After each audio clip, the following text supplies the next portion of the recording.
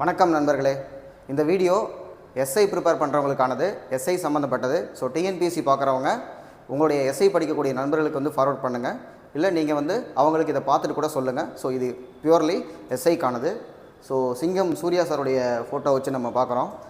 ஆவலுடன் எதிர்பார்த்து கொண்டிருந்த எஸ்ஐ நோட்டிஃபிகேஷன் போன வருஷத்துலேருந்து வரும்னு சொல்லி பார்த்துட்ருக்கோம். கடைசியில் இப்போ தான் வந்திருக்கு. 7th அப்ளிகேஷன், ஏப்ரல் 7 அப்ளிகேஷன் வந்து ஓப்பன் பண்ணியிருக்காங்க. எஸ்ஐயை பொறுத்த வரைக்கும் தமிழ் சினிமாவில் போலீஸுடைய எஸ்ஐ போஸ்ட்டில் நடிக்காத ஆக்டர்ஸே இல்லைன்னு சொல்லலாம். அந்த அளவுக்கு ஒரு இளைஞர்களுடைய ஒரு கனவு பதவின்னு சொல்லி சொல்லலாம். இப்போ இதுலேயே நம்ம சூர்யா சார் என்ன சொல்லுவார்னா, 5000 ரூபா இருந்தால் பொட்டி கடை வைப்பேன், 50,000 ரூபா இருந்தால் மளிகை கடை வைப்பேன், 5 லட்ச ரூபா இருந்தால் ஒரு சூப்பர் மார்க்கெட் வச்சுருவேன்லாம் சொல்லுவார். ஒரு தாலுக்காவில் ஒரு 1000 பேர் 50,000 ரூபாய்க்கு மேலே சம்பளம் வாங்குறவங்க இருப்பாங்க. ஒரு தாலுக்காக்குள்ளே ஒரு 1000 பேரோ 2000 பேர் கூட இருக்கலாம். ஆனால் ஒரு தாலுக்காவுக்கு ஒரு எஸ்ஐ தான் இருப்பார். அந்த போஸ்ட்டுக்குன்னு ஒரு வேல்யூ இருக்குங்க. எல்லாருமே எஸ்ஐ ஆக முடியுமா? ஸோ அப்போ அந்த போஸ்ட்டுக்குன்னு ஒரு கெத்து இருக்குது. எல்லாத்துக்குமே ஆசைப்படுவாங்க. எனக்கும் எஸ்ஐ எக்ஸாமுக்கும் என்ன கனெக்ஷன் அப்படின்னு பார்த்தோம்னா, 2008 முதல்ல நான் படிக்கிறது ஒரு குரூப் 4க்கு தான் ஆசைப்பட்டேன். நான் ஒரு குரூப் 4 வேலை கிடச்சிருந்தா அதுக்கு நான் போயிருப்பேன். அது கிடைக்கல. அதுக்கப்புறமா 2009 பிசி ஆகிறதுக்காக நான் பரீட்சை எழுதினேன். யூனிஃபார்ம்னா அது ஒரு மாதிரி கெத்து இல்லையா? அப்போது பிசி ஆயிடுவா அப்படின்னு சொல்லி ட்ரை பண்ணேன். 80க்கு 67 கொஷின் போட்டேன். ஸோ அந்த 67 கொஷின் போட்டுட்டு கண்டிப்பாக நம்ம பிசி ஆயிடுவோம். ஏன்னா அது ஒரு கெத்தாக இருக்கும். அது ஒரு கண்டிப்பாக நம்ம வந்துடும் அப்படின்னு கிரவுண்டுக்கெல்லாம் போகும்பொழுது, ஜி உங்களுக்கு என்ன ஜி, ஒரு ஸ்டார் அடித்தால் வந்துடும், ஒரு ஸ்டார் அடித்தா வந்துடும் அப்படிம்பாங்க. கடைசியில் பார்த்தோம்னா லாங் ஜம்பில் போச்சு. அதாவது நமக்கு ஒன்று கிடைக்கும்னு எதிர்பார்த்துட்டு இருந்து கடைசியில் நமக்கு இதனால போயிடுச்சு. ஒரே ஒரு ஸ்டெப் அந்த பக்கம் விழுந்திருந்தோம்னா குவாலிஃபை ஆகி அன்றைக்கி நான் பிசி ஆயிருந்திருப்பேன். 2009 நான் போலீஸ் கான்ஸ்டபிள் ஆகியிருப்பேன். அது கிடைக்காத போது திண்டுக்கல் சீலப்பாடி மைதானத்தில் டிஸ்குவாலிஃபைடு அந்த சர்டிஃபிகேட்டை வாங்கிட்டு திண்டுக்கல்லேருந்து எங்கள் ஊர் பழனி வரைக்கும் அழுதுகிட்டே போனேன் நான். ஒரு வேலை நமக்கு கிடைக்கதா இருந்தது, ஒரு நூலில் மிஸ் ஆச்சுன்னா அது எவ்வளோ வலியாக இருக்கும். உணர்ந்தவங்களுக்கு அது தெரியும் அது எவ்வளோ வலி அப்படின்னு சொல்லிட்டு. அதுக்கப்புறம் பார்த்தோம்னா ஹைட்டை ஒரு 2 சென்டிமீட்டர் இன்க்ரீஸ் பண்ணிட்டாங்க. நான் 168 178 ஆங்க. பிசி இல்லைன்னு ஆயிடுச்சு. ஸோ எஸ்ஐ எழுத முடியல. பட் கொஸ்டின்ஸ் எல்லாம் பார்த்துருக்கேன். தென் ஒரு வேளை எனக்கு செகண்ட் இயரில் நான் கிளியர் பண்ணி பிசி ஆயிருந்தேன்னா எனக்கு நான் வேலையில் ஜாயின் பண்ணியிருந்திருப்பேன். நமக்கு பொருளாதாரம் தானே, எனக்குன்னு பெருசாக லட்சியம் நான் இதாக தான் இருக்கணும் அப்படிலாம் இல்லை. ஏதாவது ஒரு வேலை கிடைச்சா போதும், அவ்வளோதான். ஸோ அப்போ டிகிரி முடித்த உடனே குரூப் 2 கிளியர் பண்ணி ஜாயின் பண்ண முடிஞ்சது. கிடைக்காம போச்சு. ஸோ இதிலேருந்து நம்ம எஸ்ஐ சம்மந்தப்பட்டதை பார்ப்போம். Date, important date. நோட்டிஃபிகேஷன் பார்த்தோம்னா 87 பக்கம். நிறைய பேருக்கு அவ்வளோ பெருசாக படிக்கிற டைம் இருக்காது. நோட்டிஃபிகேஷன் ஜஸ்ட்டு பார்த்துருவோம். அதுக்கப்புறம் எக்ஸாம் பேட்டர்ன், கொஸ்டின் எப்படி கேட்பாங்க, நம்ம ப்ரீவியஸ் இயர் கொஸ்டினை வச்சு பார்த்துருவோம். லாஸ்ட் டேட் பார்த்தோம்னா மே 3 நம்ம அப்ளை பண்ணணும். எடிட்டிங் 13/5 வரைக்கும் இருக்கக்கூடியது டேட்டு. நம்பர்ஸ் பாருங்கள். போஸ்ட் ஒரு அளவுக்கு ஓகே, நிறையா இருக்குது. தாலுக்கு எஸ்ஐ ஜென்ஸுக்கு 654, லேடிஸ்க்கு 279, டோட்டலாக 933. அதுக்கப்புறம் ஆயுதப்படைக்கு பார்த்தோம்னா 255, 111, ஆக மொத்தம் 1299 போஸ்ட். சரியா? இதுதான் நமக்கு இருக்கக்கூடியது. நான் பேக்லாக்கை எடுத்துக்கல. தென் சம்பளம் பார்த்தீங்கன்னா 36,900 பேண்டில் இருக்குது. அதாவது டிஏ ஒரு 51% சேர்த்தோம்னா கிட்டத்தட்ட 50,000 ரூபாய்க்கு மேலே சம்பளம் வருங்க.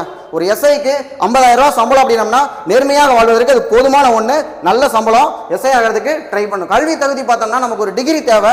டிகிரி எப்படி முடிச்சிருக்கணும் அப்படிங்கிறாங்கன்னா 10th முடிச்சு +2 முடிச்சு அதுக்கப்புறம் நீங்கள் டிகிரி நார்மல் டிகிரியோ இன்ஜினியரிங் டிகிரியோ இல்லை 5 வருஷம் இன்டெகிரேட் ஏதாவது ஒன்று பண்ணியிருக்கணும்.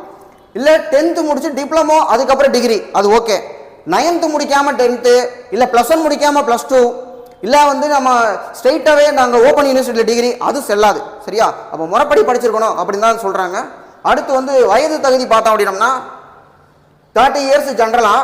மற்றவங்களுக்கு பார்க்கும்பொழுது ரிலாக்ஸேஷன் பார்த்தோம்னா பிசி, எம்பிசி இந்த மாதிரி கேட்டகரிக்கு 32, எஸ்சி எஸ்டி எஸ்சிஏ அவங்களுக்கு பார்த்தோம்னா 35 இருக்குது. திருநங்கையருக்கு 35, ஆதரவற்ற உதவிக்கு 37, அதுக்கப்புறமா இந்த முன்னாள் இராணுவத்தினர் அந்த மாதிரி கோட்டாவில் வரவங்களுக்கு 47 இருக்கக்கூடியது. அடுத்து 20% ரிசர்வேஷன். இதை நம்ம பார்க்கலாம், நம்ம ஜென்ரல் தான் பார்க்க போகிறோம். அவங்களுக்கு 47 இயர்ஸ் கொடுத்துருக்காங்க.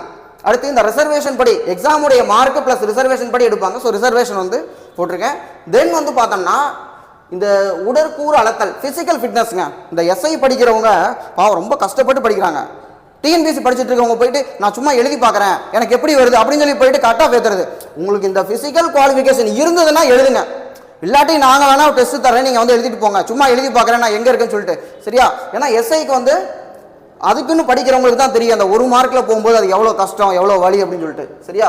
ஸோ இப்போ இதில் இந்த குவாலிஃபிகேஷன் நமக்கு தேவை, ஃபிசிக்கல் குவாலிஃபிகேஷன். ஆண்களுக்கு வந்து பார்த்தோம்னா 170 சென்டிமீட்டர் ஹைட் இருக்கணும், பெண்களுக்கு 159. அதுக்கப்புறம் எஸ்சி எஸ்சிஏ எஸ்டிக்கு மட்டும் 167 சென்டிமீட்டர் இருந்தால் போகும்னு சொல்லியிருக்காங்க. அதுக்கப்புறம் செஸ்ட் மெஷர்மெண்ட் ஜென்ஸுக்கு வந்து பார்த்தோம்னா ஜென்ஸுக்கு மட்டும்தான் 81 சென்டிமீட்டர், எக்ஸ்பான்ஷன் வந்து ஒரு 5 இருக்கணும் அப்படின்னு சொல்லி போட்டிருக்காங்க. ஸோ இது நார்மலாக நமக்கு இருக்க வேண்டிய ஃபிசிக்கல் குவாலிஃபிகேஷன். பட் இதை எடுத்தோடனே அவங்க மெஷர் பண்ண மாட்டாங்க, பரீட்சையில் நம்ம பாஸ் பண்ணால் வர சொல்லி, சரியா? ஆனால் இது இருந்தால் தான் நம்ம வந்து எழுதணும் அப்படிங்கிறதுக்காக நான் இது இந்த இடத்துல வச்சிருக்கேன். ஸோ இது ஜென்ரலாக இருக்க வேண்டிய நமக்கு உடற்தகுதி.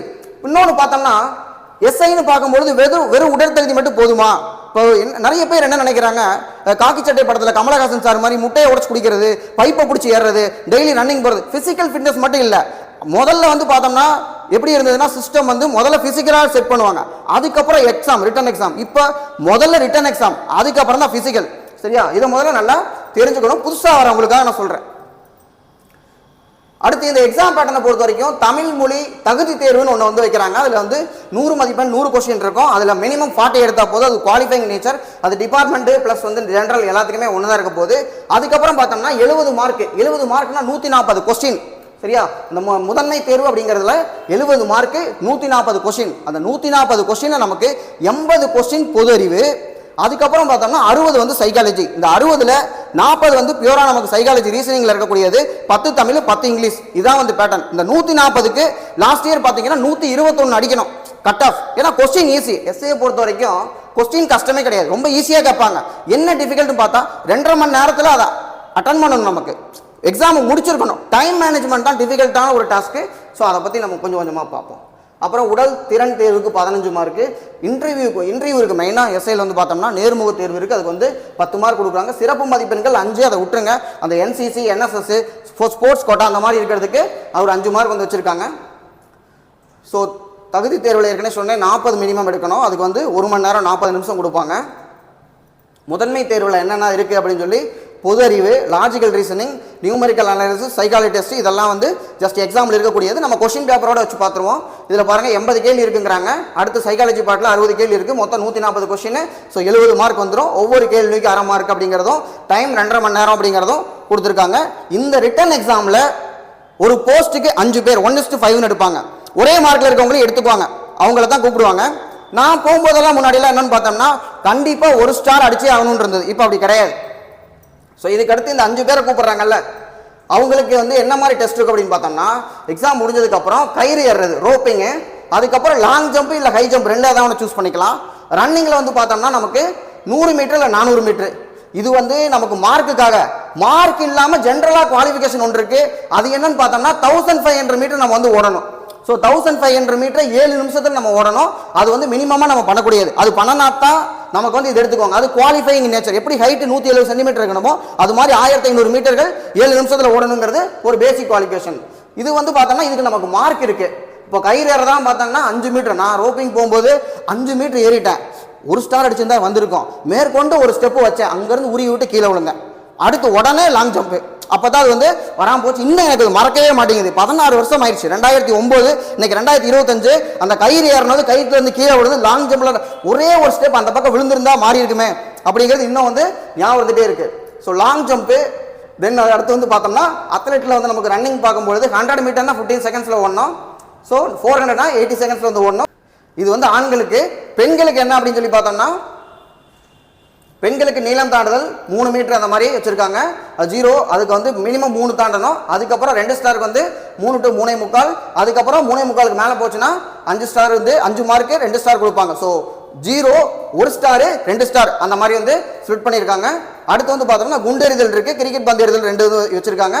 அடுத்து வந்து ஓட்டம். ஸோ இதன்படி தான் உங்களுக்கு வந்து கொடுக்குறாங்க. டெஸ்ட் வந்து நமக்கு 15 மார்க்குக்கான டெஸ்ட் வந்து நடக்கும். ஸோ இதுக்கு அடுத்து நம்ம வந்து பார்க்க போகிறது என்னன்னா இன்டர்வியூவில் வந்து 10 மார்க். அதில் நம்மளை பற்றி பேசிக்காக வந்து படிச்சு வச்சிருக்கணும். நம்ம என்ன டிகிரி படிச்சிருக்கோம், நம்ம எந்த ஊர், போலீஸ் டிபார்ட்மெண்ட் பற்றி நம்ம என்ன நினைக்கிறோம், இந்த மாதிரி கேட்பாங்க. இன்டர்வியூக்கான செலெக்ஷன் பார்த்தோம்னா 1:2 அப்படிங்கிற ரேஷியோவில் வந்து இன்டர்வியூக்கு வந்து எடுப்பாங்க. சரியா? ஸோ இப்போ இதுதான் எஸ்ஐ பற்றி ஜென்ரலாக இருக்கக்கூடியது. இப்போ நம்ம ஏரியாக்குள்ளே போவோம். அந்த 80 கொஸ்டின் இருக்கு இல்லையா ஜென்ரல் நாலேஜில், 80 கொஸ்டினுக்கு எப்படி கேட்டிருக்காங்க பேட்டர்னுக்குள்ளே போயிடலாம்.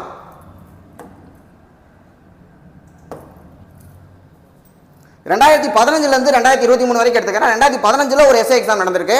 அதுக்கப்புறமா 2020, அதுக்கப்புறமா 2022 தான் இப்போ இருக்கக்கூடிய பேட்டர்ன் 23 2 எக்ஸாம் தான் நடந்திருக்கு. இடையில வந்து டெக்னிக்கல், ஃபிங்கர் பிரிண்ட், அப்புறம் இந்த எக்ஸாமுக்கெல்லாம் வந்து ஒரு டிபார்ட்மெண்டல் எக்ஸாமும் சேர்ந்து நடந்திருக்கும். இவ்வளோதான் எஸ்ஐல மொத்த கொஷின்ஸ் எக்ஸாமே வந்து ரொம்ப ரொம்ப கம்மி தான்.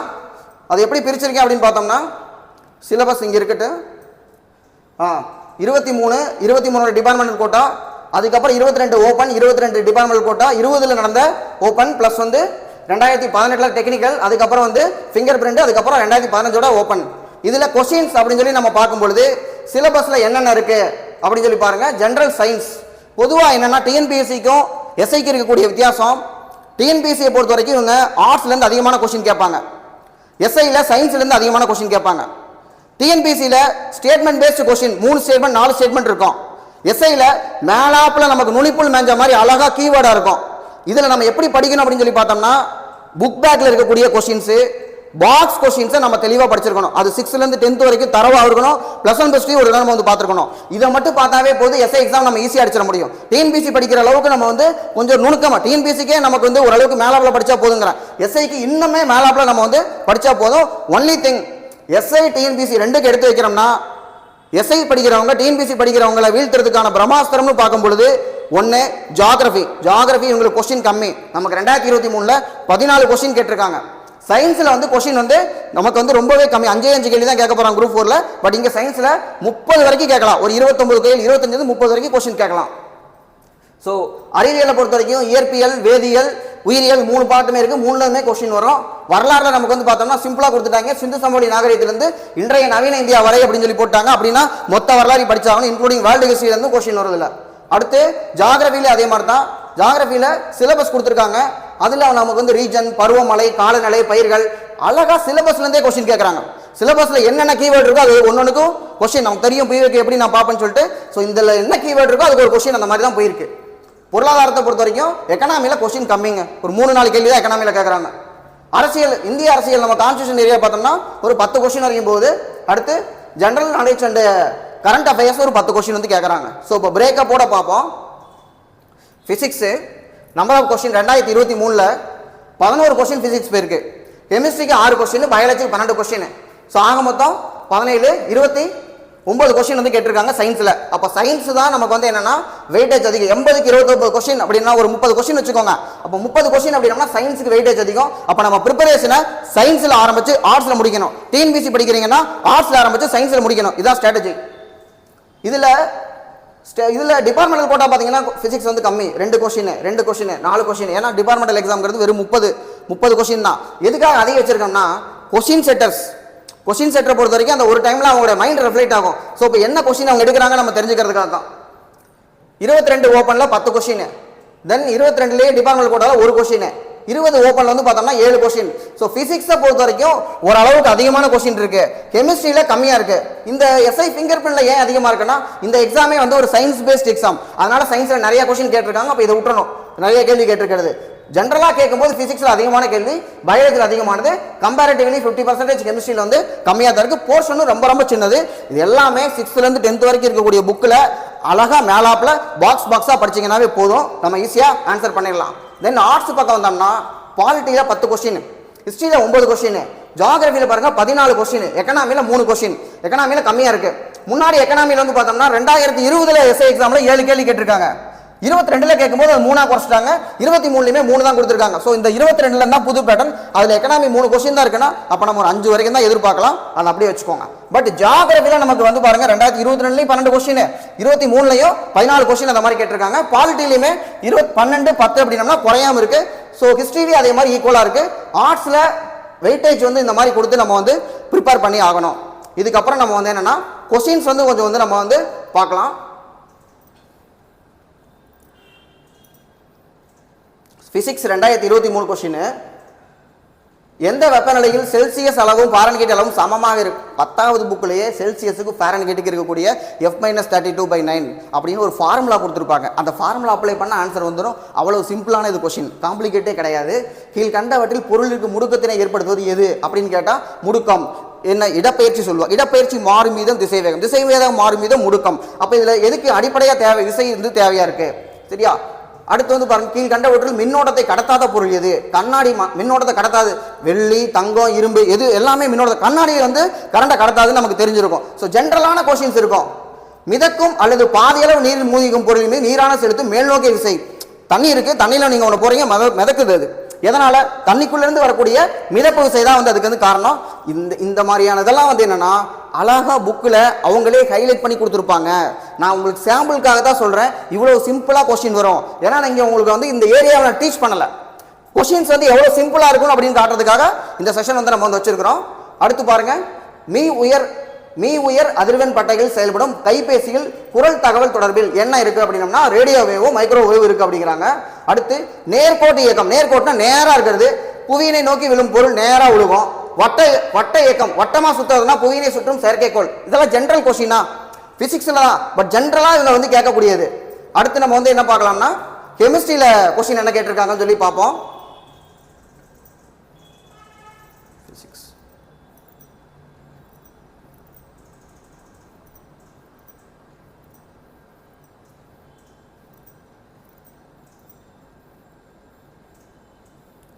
கெமிஸ்ட்ரியில் தனிமங்கள் மற்றும் அவற்றின் கூறுகள், அமிலங்கள், காரங்கள் மற்றும் உப்புகள், தொடர்புடைய பொருட்கள். அவ்வளோதான், சின்ன டாபிக் இது.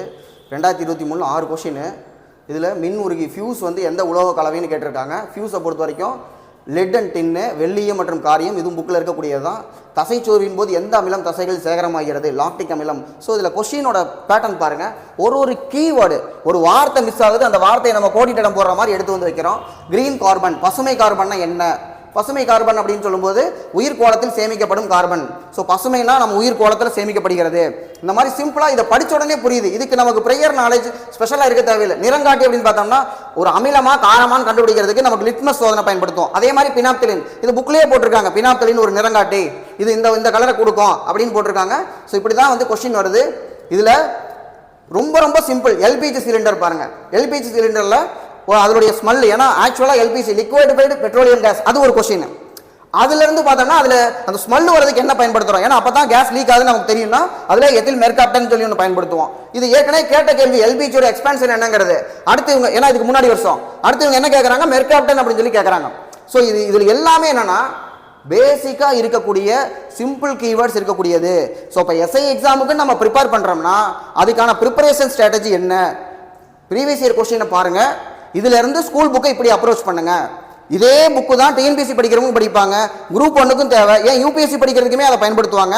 ஆனால் கேட்கக்கூடிய விதம் அப்படிங்கிறதா இதில் வந்து மாறுபடுது. ஸோ இதை வச்சு படித்தோம்னா நம்ம வந்து குயிக்காக வந்து என்ன பண்ணலாம், எஸ்ஐக்கு வந்து லேர்ன் பண்ணலாம். ஸோ எஸ்ஐ சம்பந்தமாக பார்க்கறதுக்காக ஒரு தனி சேனல் வந்து விஸ்டம் ஐபிஎஸ் அகாடமின்னு சொல்லி லான்ச் பண்ணியிருக்கோம். அதோடைய லிங்கை வந்து டிஸ்கிரிப்ஷனில் கொடுக்குறோம். ஸோ அதை வந்து சப்ஸ்கிரைப் பண்ணிக்கோங்க.